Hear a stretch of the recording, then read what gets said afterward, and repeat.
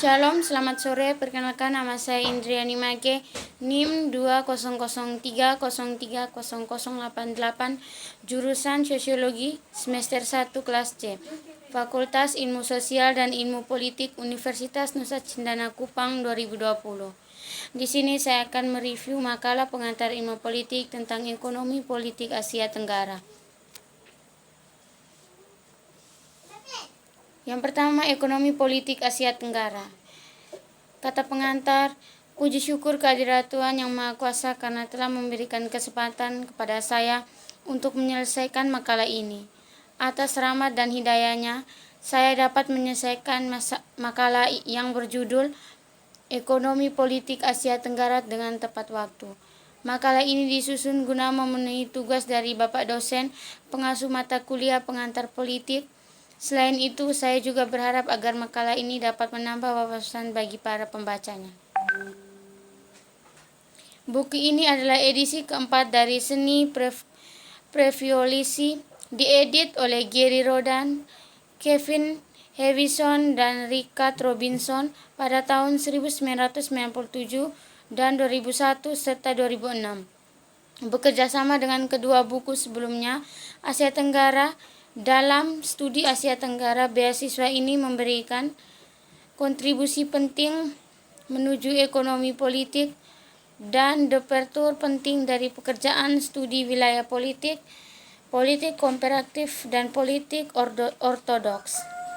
Beasiswa Sekolah Murdoch menunjuk pada dinamika yang penting sedang terjadi dalam ekonomi politik global dan bagaimana tren ini membentuk kembali kehidupan di Asia Tenggara. Mazhab Murdoch mengambil posisi yang berbeda di debat ini, mengembangkan perdebatan analitis yang mesti dalam lingkup universal diterapkan sebagian besar di Asia Tenggara.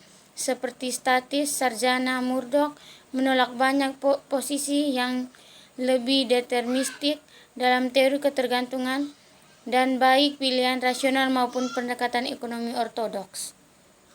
Perpaduan teori tematik dan spesifik negara ini merupakan pendekatan yang tajam dan studi ekonomi politik Tenggara. Beberapa materi yang disajikan dalam volume ini dengan sendirinya akan menjadi ketinggalan zaman karena konflik dan kontradiksi, hiperglobalisasi, dan meningkatnya ketegangan geopolitik antara Amerika Serikat dan Cina berlangsung selama bertahun-tahun. Namun, kami berharap bahwa buku ini akan membekali pembaca dan mengetahui dan alat teoritis untuk memahami transmisi masa depan ini. Pada tahun 1996, Richard Robinson membuka bukunya yang penting, Indonesia, yang diterjemahkan dalam bahasa Indonesia. Kekuatan paling revolusioner yang bekerja di dunia ketiga saat ini bukanlah komunisme atau sosialisme tetapi kapitalisme. Robinson 1986.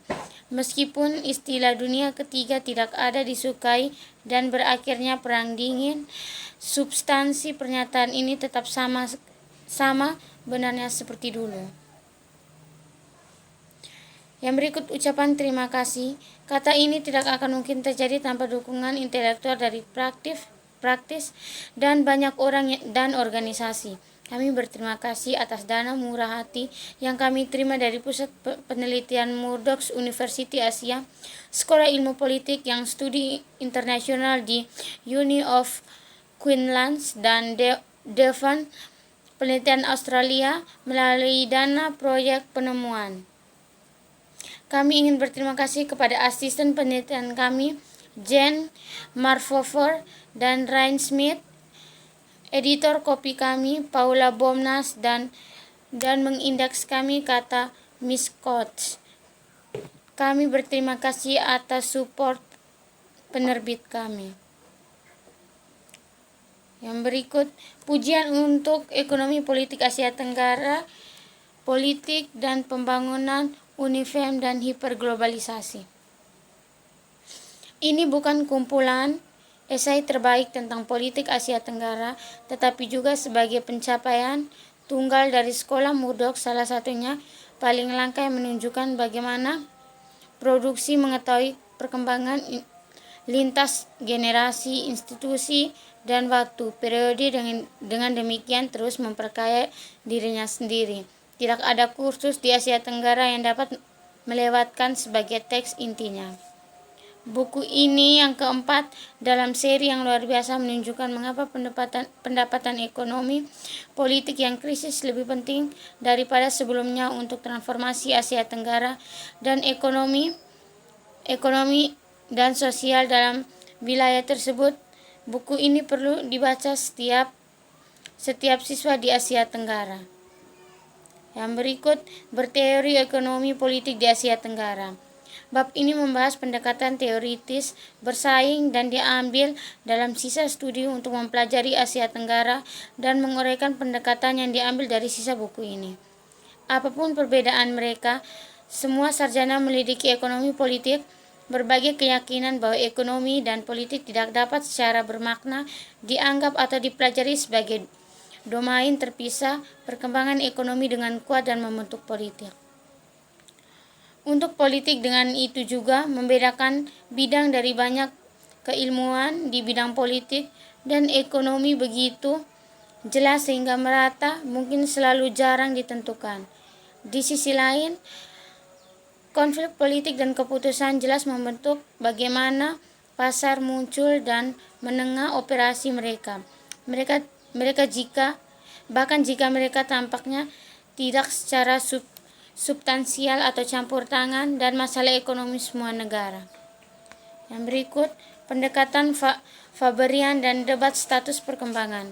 Pendekatan Weberian untuk ekonomi politik Asia Tenggara adalah bagian dari aliran penting ilmu politik yang berani kembali ke sosiolog Jerman Max Weber. Pendekatan ini berusaha untuk menjelaskan pola pembangunan berdasarkan variabel kapitas negara untuk menghasilkan dan mengarahkan pertumbuhan ekonomi. Yang berikut, ekonomi politik perkembangan Asia Tenggara dari kemerdekaan menjadi hiperglobalisasi. Sewaktu pembuatan kebijakan di sekolah utama, penegasan pasar dan tata kelola yang ramah ditandai sebagai kunci untuk menghasilkan pembangunan emosi. Kisah nyata apa saja yang membuat sebuah teknologi politik tertentu dalam pembangunan inovasi diaktifkan dan atau posisi perusahaan yang di atas acuan nilai global meskipun tidak memiliki faktor fisik. Asia telah mengalami kenyataan ini. Pertama, sebagai salah satu set penting pekerjaan dan pekerjaan kolonial. Kedua, sebagai satu set penting negara-negara yang baru mereka dalam konteks atau perang dingin dan pola produksi dan pertukaran transisional yang muncul dan akhirnya sebagai tuan rumah konferensi perdagangan dan rantai nilai global pemersatu bangsa ini menempatkan ekonomi politik membangun Asia Tenggara dalam konteks kapitalisme dan umumnya dan pada khususnya kapitalisme dalam hal yang baru. Yang berikut, politik rakyat miskin di Asia. Kemiskinan merupakan isu sentral bagi setiap negara di dunia, khususnya bagi negara berkembang. Pengentasan kemiskinan dan menciptakan kesejahteraan bagi rakyat merupakan tujuan akhir suatu negara. Berbagai pemikiran maupun konsep-konsep yang tentang kemiskinan sudah dikaji dan diadaptasi di berbagai negara berkembang, namun tidak membuahkan hasil yang memuaskan. Hal ini tercermin dalam indeks Gini yang tercapai 0,4, artinya adalah terjadi disparitas yang sangat besar dalam penguasa kekayaan atau kesejahteraan antara golongan terkaya dan golongan termiskin. Yang berikut, lanskap mengubah bantuan dari ekonomi politik pembangunan di Asia Tenggara. Lanskap bantuan di Asia Tenggara telah berubah secara dramatis belakangan ini di dekade yang terpenting.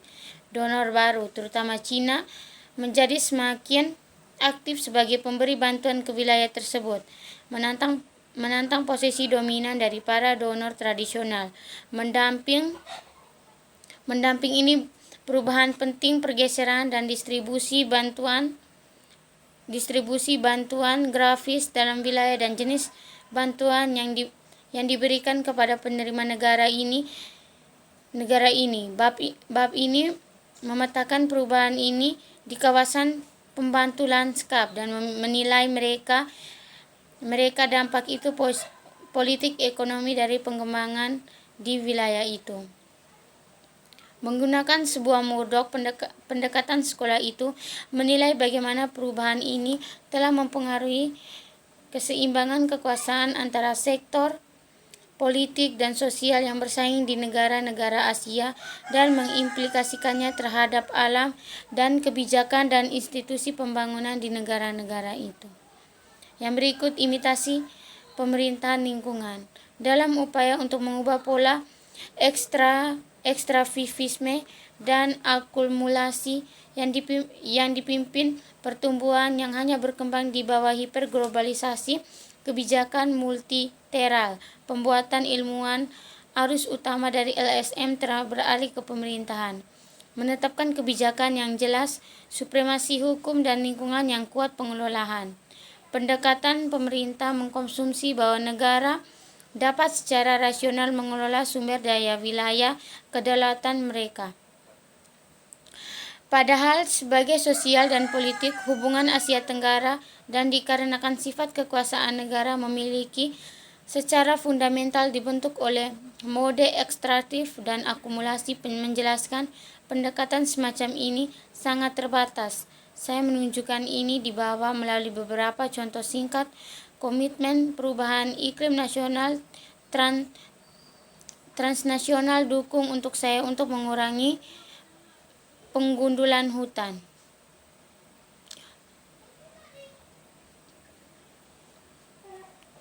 NDC sukarela negara-negara Asia Tenggara adalah keberangkatan yang tidak terlalu besar dari bisnis seperti yang tidak membahas kontraksi dasar. Akumulasi sangat didasarkan pada eksploitasi berlebihan sumber daya alam.